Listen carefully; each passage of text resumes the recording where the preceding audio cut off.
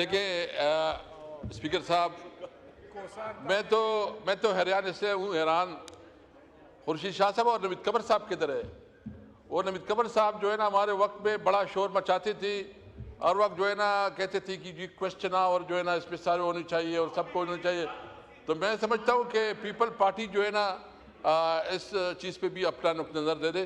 Speaker साहब, मैं चूँकि इस इजलास में ये पहला मौका है, मैं इस पर थोड़ा कोशिश करता हूँ कि अपना नुक्ता नज़र आपके थ्रू पूरी पाकिस्तानी कौम तक भी पहुँचाऊँ और हुक्मरानों तक भी पहुँचाऊँ। जनाब स्पीकर, ये कानून साजी और ये जो आइनी अमेंडमेंट हुए, जो कॉन्स्टिट्यूशनल अमेंडमेंट पास हुए हैं, अजी साहब एक मिनट, जगह पे डिस्टर्ब की प्लीज। जो कॉन्स्टिट्यूशनल अमेंडमेंट पास हुए हैं, मैं सिर्फ ये पूछना चाहता हूं कि क्या कोई कानून साजी ऐसी भी होती है? पहली दफा पाकिस्तान के तारीख में जो कानून साजी हुई है, जो अमेंडमेंट लाए गए हैं, ये इंतहाई इमोरल, अनएथिकल और इलीगल तरफ से ये कानून साजी हुई है, ये अमेंडमेंट्स हुई हैं। जनाब स्पीकर, इस वक्त जो हमारे एमएनएस, जो पाकिस्तान तहरीक इंसाफ से ताल्लुक रखने वाले एमएनएस हैं, हर एक की अपना अपना दास्तान है। और खासकर पंजाब के जो हमारे एमएनएस हैं, जिस तरह उन्होंने जबर, तशद्दुद और रिश्वत और बहुत बड़ी बड़ी ब्राइब का मुकाबला किया और खड़े रहे अपने लीडर के साथ, मैं अपने एमएनएस को खराज तहसीन पेश करता हूं। मुझे समझ नहीं कि इतनी बड़े पैमाने पर घरों की चादर चादीवारी का तकद्दुस पामाल किया गया, ख्वातीन तक को बेइज्जत किया गया, बच्चों को उठाया गया, और सिर्फ ये नहीं, उससे हर तरीके से, हर जुल्म से ये कोशिश की गई कि वोट लिया जाए। जनाब स्पीकर, क्या कानून साजी इस तरह होती है? मुझे तो पीपल पार्टी के किरदार पे और बिलावल भुट्टो साहब के किरदार पे बड़ा मुझे अफसोस है कि किस तरह एक जमहूरी पार्टी अपने आप को जमहूरियत का चैंपियन कहने वाले इस किस्म के अमेंडमेंट में हिस्सेदार बने, इस जुल्म और जबर के मामले में वो हिस्सेदार बने। मुझे अफसोस है इस बात पे।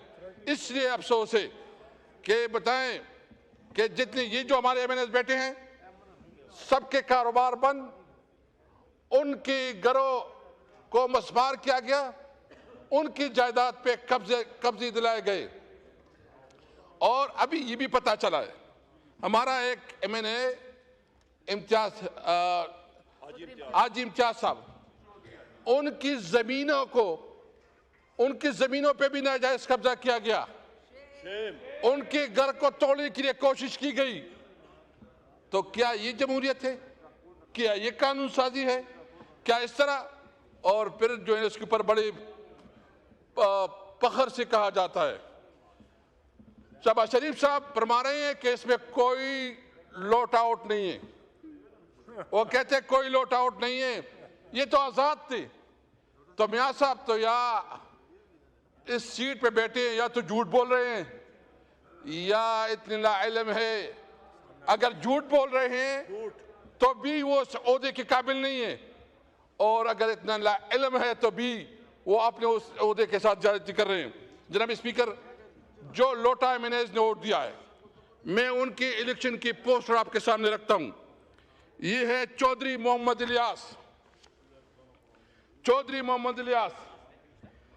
ये चौधरी मोहम्मद इलियास है, लोटा। इमरान खान की फोटो को देके और उसकी जो निशान है उसको देके, चारपाई उसका निशान है, पीटीआई के टिकट पे इलेक्शन लड़ा है ये। और अभी भी उसकी वेबसाइट देके, फेसबुक देके, तो पीटीआई के लोग हैं उसके ऊपर। जो मियां चन्नू सी पीर ज़हूर हुसैन कुरैशी, ये उसका पोस्टर है, ये लोटा। मियां साहब ये लोटा नहीं है, ये किसने आपको वोट दिया है? एक और लोटा, लोटा नहीं बल्कि ये तो लोटी है, ये लोटी है। ये देखे, ये औरंगजेब कच्ची, औरंगजेब कच्ची है कि किच्ची है? ये औरंगजेब कचरा है, ये औरंगजेब कचरा है। ये किसके? इसका निशान है हुक्का और पीटीआई के टिकट पे ये है। अच्छा, ये है मेरा ख्याल में इसकी तो अगर वजन करे तो एक 2 मन का वजन होगा। असद कैसर साहब, चौधरी उस्मान अली, असद कैसर साहब, चौधरी उस्मान अली, अल्फाज का चौधरी उस्मान अली, ये लोटा है, इसका मोर निशान है। असद कैसर साहब, एक गुजारिश है जी, अल्फाज का चुनाव सही रखें। ऑनरेबल मेंबर के लिए कचरा, इसका लफ्ज हम एक्सपंज करते हैं प्लीज। मैंने और कुछ नहीं कहा। ये बताए ना, ये चौधरी उस्मान अली, मियां साहब को बताओ, दिखाओ कि ये लोग हैं जो तुम्हें वोट दे गए हैं। ये ऑर्डर इन द हाउस। और ये मुबारक जेब है, ये मुबारक जेब है, मुबारक जेब। ये कहते हैं ये पीटीआई का टिकट है, ये पीटीआई का टिकट है, पीटीआई का टिकट। ये देखे। अभी बताएं स्पीकर साहब, मियां शहबाज शरीफ साहब से पूछो कि तुम्हें जो 5 वोट मिले हैं वो आपने खरीदी हैं, आपने एयरपोर्ट दी हैं, आपने खरीदी है। आपने इस कानून साजी का जो जिस तरह तूने कानून साजी किए, तुमने इस मुल्क की जमहूरियत को, तुमने जमहूरियत को जो हमने शेम जमहूरियत, ये शेम डेमोक्रेसी, और तुमने जमहूरियत के नाम पे काला डब्बा डाला है। ये कानून साजी नहीं है। और मैं आपको एक और बताऊं, ये हमारा आदिल बादई, मैं स्पीकर साहब से भी गिला करता हूं। आदिल बादई का ये इलेक्शन, ये आदिल बादई का इलेक्शन कैंपेन का पोस्टर है, ये हीरो है। इसको जो है, इसकी जो कागजात इलेक्शन कमीशन में दाखिल की गई, ये नाजायज तौर पर गलत दस्तखत के थ्रू इलेक्शन कमीशन में उसको मुस्लिम लीग का दिखाया गया। तो इसका ये प्लाजा है स्पीकर साहब, ये इनका प्लाजा है, इनके प्लाजे को तोड़ा गया, बिलियन रुपए का प्लाजा है इसका, इसको तोड़ा गया। ये बताएं, मुझे बताएं, इस तरह जो हमारे साथ जो, अच्छा 2 सेनेटर साहिबान, वो चूंकि इस हाउस की नहीं है, हमें शर्म आती है, हम अपने आप को पार्लियामेंटेरियन कहते हैं, हमें शर्म आती है, हम कहते हैं कि इस मुल्क में जमहूरियत है, हमें शर्म आती है। ये जमहूरियत नहीं, इसमें तो आप जब डंडे की जोर पे, आप बंदूक की जोर पे आप फिर, और ये पार्लियामेंटेरियन, ये पार्टियां कहती है कि हमने करवाया, वह तुमने क्या करवाया, और जिसने किया उसने किया, तुम्हारा कोई रोल नहीं है, तुम्हारा कोई रोल नहीं है, जोर और जबरदस्ती से किया है। जनाब स्पीकर, सबसे पहले मैं समझता हूं, नंबर 2, ये गैर कानूनी कानून साजी हुई है। मैं पूछना चाहता हूं, ये सेनेट फेडरेशन यूनिट है, इसमें तमाम सूबों की बराबर की नुमाइंदगी होती है, इसमें तमाम सूबों की बराबर की नुमाइंदगी होती है। जो खैबर पख्तूनख्वा की नुमाइंदगी नहीं है इसमें, मुझे बताओ क्या सेनेट पूरा है? जो ये आइन की खिलाफ वर्जी नहीं है कि एक सूबे को आपने हक रायदही से महरूम रखा, एक सूबे को आपने जो उसका हक था उससे महरूम रखा, और उस पे कहते हैं। और दूसरी बात, ये असेंबली भी फेडरेशन कंप्लीट ही नहीं है सर, फेडरेशन कंप्लीट ही नहीं है। और मैं ये कहता हूं कि ये असेंबली, जनाब स्पीकर, ये असेंबली भी इस वक्त नामुकम्मल है। ख्वातीन की सीटें जो तहरीक इंसाफ का हिस्सा बनती थी और तहरीक इंसाफ का हक बनता है, अभी तक वो ख्वातीन की जो हक है वो नहीं दिया जा रहा है, माइनॉरिटी का हमें हक नहीं दिया जा रहा है। तो न कोई असेंबली पूरा, न सेनेट पूरा, तो आइन साजी होती है, कानून साजी होती है। तो मैं समझता हूँ कि अगर आप कहते हैं कि जमहूरियत है, जमहूरियत की पता है, मैं समझता हूँ कि जमहूरियत का शिकस्त है। पाकिस्तान में जमहूरियत हार गई है, पाकिस्तान में जमहूरियत हार गई है। ये जो आप कहते हो कि हमने आइन पास करके बहुत बड़ा काम किया शायद तारीख में। मैं इसलिए मैं पीपल पार्टी से ज्यादा गिला करता हूं कि जो जुल्फकार अली भुट्टो का तोहफा था 1973 आइन, इसके लिए जो कानून साजी जिस तरीके से हुआ उसने तमाम हदें पलान की, उसने कोई अखलाकी हद नहीं छोड़ा, उसने चादर चादीवारी को पामाल किया, ख्वातीन की बेहुरमत हुई, लोगों के घर मुसमार हुए। और इसके बावजूद ये पता करके भाई अगर आपने करना है तो डिबेट करवाओ, तमाम स्टेक होल्डर्स को ऑन बोर्ड रखो, उसके ऊपर जो ना बड़े बड़े डिस्कशन करवाओ, सेमिनार करवाओ। जुल्म और जबर से कोई कानून साजी हम नहीं मानती। नंबर 2, जनाब